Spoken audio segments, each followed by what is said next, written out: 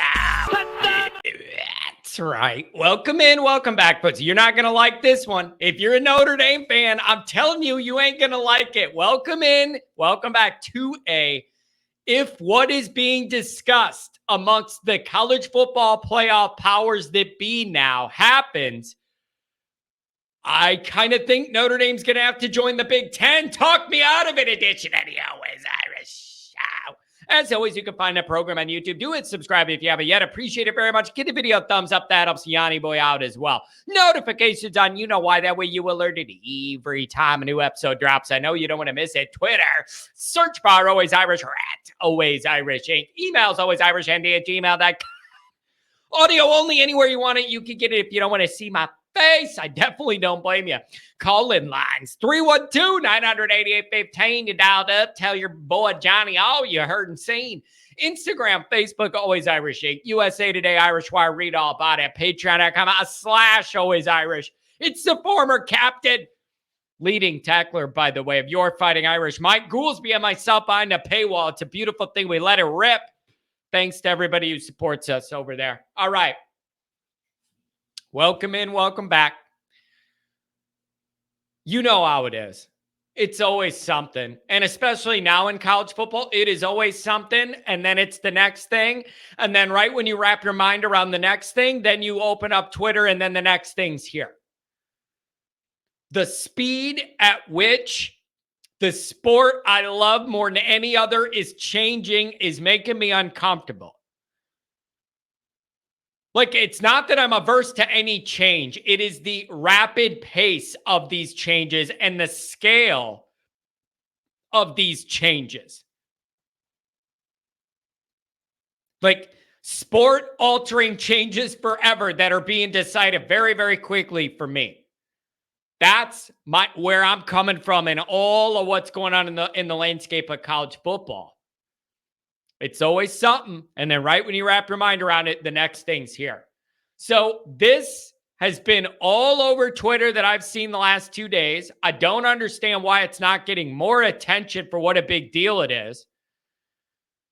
And we need to go over it. And you guys need to tell me if I'm misunderstanding what this is and the numbers. Tell me. I'm not an accountant. I'm not good at math. I'm good at talking. If I'm not understanding the numbers, please correct me and make me feel better about it. So this is apparently the new idea that they're coming up with for the college football playoff. That I thought we just decided the 12th thing. And then the next day they were talking about 14. And then now they're talking about this. So as we get into this, understand there's been no timeline mentioned. I looked on multiple articles about this concept to try and see a time frame, and I didn't see one. So am I to believe that this is something ongoing for now, or the second batch of what's next coming in 26 on the playoff? I don't know. There's no time frame.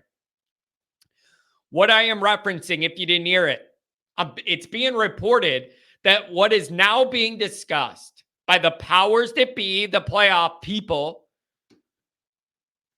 is a college football playoff revenue sharing model, which isn't new. They have that now. But the difference now is the one being proposed would not have equal payout to all conferences and all people involved.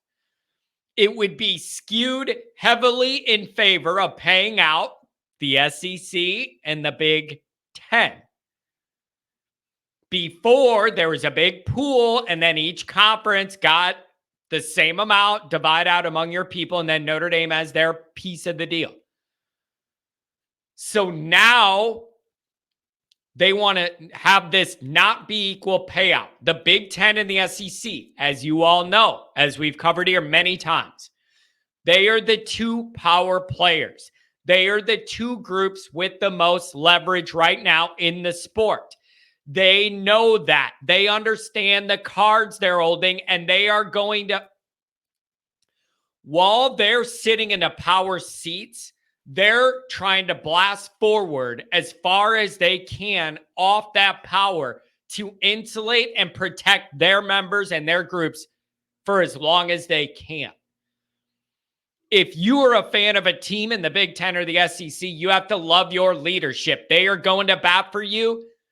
They're swinging a big stick, and they don't care what happens to anybody else. And that's who I would want to lead me too if I was a fan of one of those teams.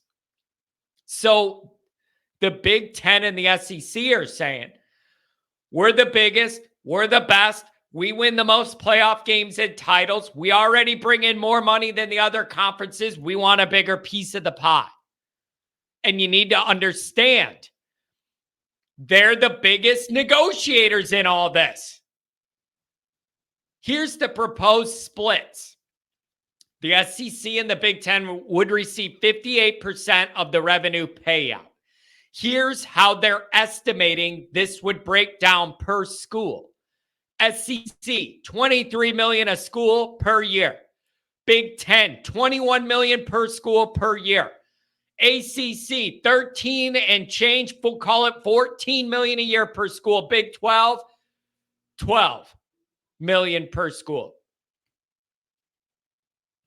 What about Notre Dame, though? Where does Notre Dame fall in all this? Under this model, Notre Dame's payout is in the group of 5 tier, which is $2 million per year. Soak it in your brain. I'm giving you a moment. They have Notre Dame in the group of 5 payout, estimated around $2 million a year. This is an existential meteor flying at Earth, if you love independence.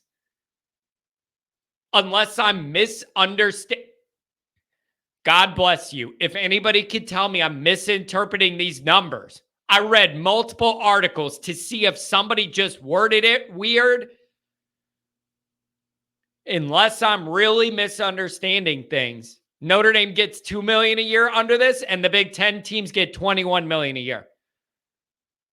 It's simply mathematically unsustainable for Notre Dame to exist in this environment if they take this on. You cannot be $100 million behind Rutgers and Maryland in money coming into the athletic department 5 years from now. You're making $19 million less than them a year. You can't, it's not sustainable. And you all know, whenever we have this discussion in a Big Ten or what's going to, does Notre Dame ever have to join a conference or whatever, I always talk about 2 things. The playoff situation, the viability there as an independent in that system, and the money. Those are my 2 things.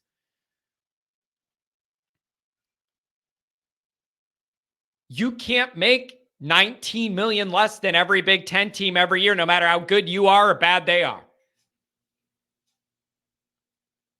It's not feasible. You're not going to be able to maintain and keep up. So I got a few questions. First off, before I get into the question, tell me if I'm misinterpreting the numbers, but every article I looked at about this was the breakdown as I understand it, which leads me to these questions. Number 1, if this is true, is this the powers that be finally trying to corner Notre Dame into having to make a full-time conference move? You know, all the time people on Twitter complain Notre Dame gets a good deal or a sweetheart deal because of the brand and the good numbers and they get treated different, all that. And whenever one of those moments comes up, whether it's accurate or not, that's the perception upon Notre Dame. People always ask, why do these other conferences play nice with Notre Dame in these meetings, in these boardrooms? Why are they willing to let Notre Dame do? Why don't they stick it to Notre Dame and say, you're not involved in the playoff unless you join or whatever? Is that what this finally is?